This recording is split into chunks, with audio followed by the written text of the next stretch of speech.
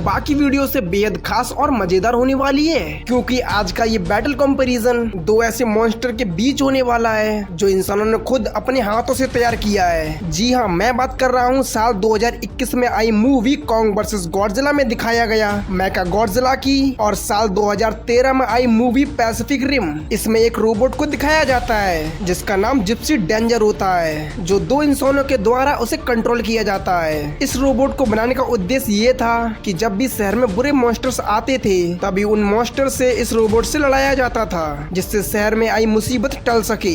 ये लोहे का बना रोबोट इतना ताकतवर था जिसके सामने बड़े से बड़े मॉन्स्टर धूल हो गई। वहीं दूसरी तरफ मेका गॉडजिला, इसकी कहानी भी कुछ इसी तरह है। इसको भी बुरे मॉन्स्टर और शहर की रक्षा के लिए बनाया गया था। इंसानों के द्वारा बनाई गई ये मौत की मशीन इतनी पावरफुल और शक्तिशाली है जिसके सामने आज तक कोई नहीं टिक पाया। मेका गॉडजिला को किंग गिडोरा के सिर से कंट्रोल किया जाता था, लेकिन जब किंग गिडोरा के सिर से मेका गॉडजिला का कांटेक्ट टूट जाता है और फिर तभी मेका गॉडजिला का सिर किंग गिडोरा के सिर से जुड़ जाता है, जिससे वो पूरे शहर में तबाही लाकर रख देता है। लेकिन क्या ये तबाही पैसिफिक रिम में दिखाया गया ये रोबोट इसको रोक पाएगा, या मेका गॉडजिला इस रोबोट को भी अपनी ऑटोमिक ब्रीथ से मार डालेगा? तो ये जानेंगे आज की इस वीडियो में। तो उम्मीद करते हैं कि अब तक आपने वीडियो को तो लाइक कर ही दिया होगा। तो सबसे पहले बात करते हैं जिप्सी डेंजर की। तो ये इंसानों के द्वारा बनाया गया एक ऐसा रोबो मॉन्स्टर था जो कि अपने आप कंट्रोल नहीं होता था, बल्कि इसे कंट्रोल करने के लिए दो इंसानों की जरूरत पड़ती थी।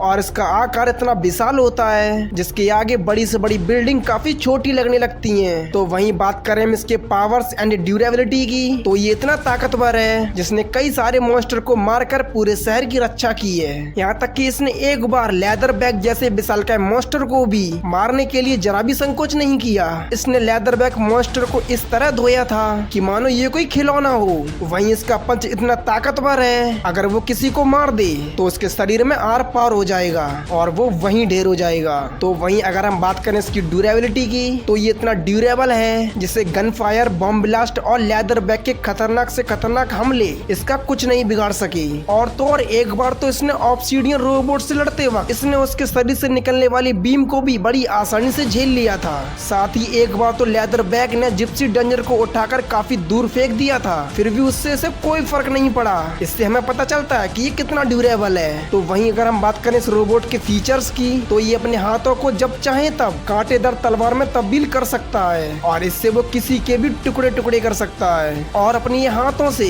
ड्रिल मशीन का भी आकार दे सकता है, जिसके एक ही झटके से मॉन्स्टर काफी दूर जा गिरता है। ये अपने एक ही घूंसे से धरती पर काफी गहरा होल बना सकता है और ये अंदर जाकर मिसाइलों से वार कर सकता है जो कि उसके अंदर ही फिट होती हैं। ये पानी और जमीन पर ये दोनों ही जगहों पर आसानी से रह सकता है, साथ ही ये उड़ भी सकता है। लेकिन अब बात ये आती है कि क्या इसमें इतनी ताकत है जो मेका गॉडजिला का सामना कर सके? तो अब हम बात करते हैं मेका गॉडजिला की। इस मेका मशीन को एपेक्स इंडस्ट्रीज के द्वारा बनाया गया था ताकि इस जॉइंट्स के जरिए बुरे मॉन्स्टर से लड़ा जा सके और समय आने पर उनका खात्मा भी किया जा सके। इस मेका गॉडजिला को पहले तो किंग गिडोरा के सिर से कंट्रोल किया जाता था, लेकिन मशीन में कुछ खराबी आ जाने के कारण ये किंग गिडोरा के सिर से पूरी तरह जुड़ जाता है। और जो कि किंग गिडोरा का दुश्मन गॉडजिला था, इसीलिए वो गॉडजिला से फुल पोटेंशियल में लड़ता है और ये उसकी इतनी बुरी हालत कर देता है जिसे देख आपको ऐसा लगा होगा कि ये गॉडजिला तो हो ही नहीं सकता।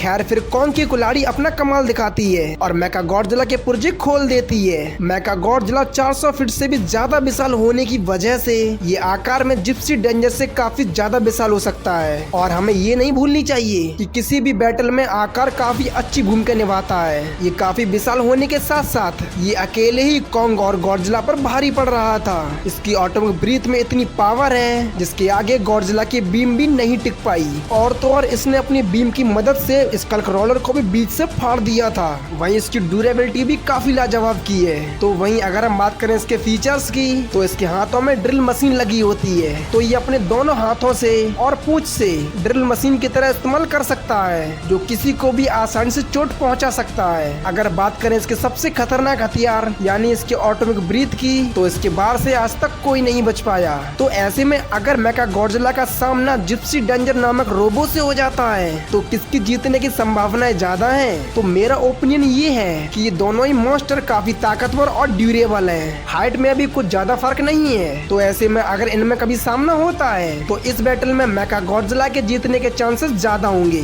क्योंकि मेका गॉडजिला जिप्सी डेंजर के हर मामले में समान है, लेकिन मेका गॉडजिला के पास उसकी ऑटोमिक ब्रीथ है। वहीं जिप्सी डेंजर के पास ऐसा कोई खास हथियार नहीं है जो मेका गॉडजिला को मार सके। वहीं मेका गॉडजिला अगर चाहे तो वो अपनी ऑटोमिक ब्रीथ से जिप्सी डेंजर के टुकड़े टुकड़े कर देगा। वैसे आप लोग हमें कमेंट में जरूर बताना कि इस बैटल में किसकी जीत होगी।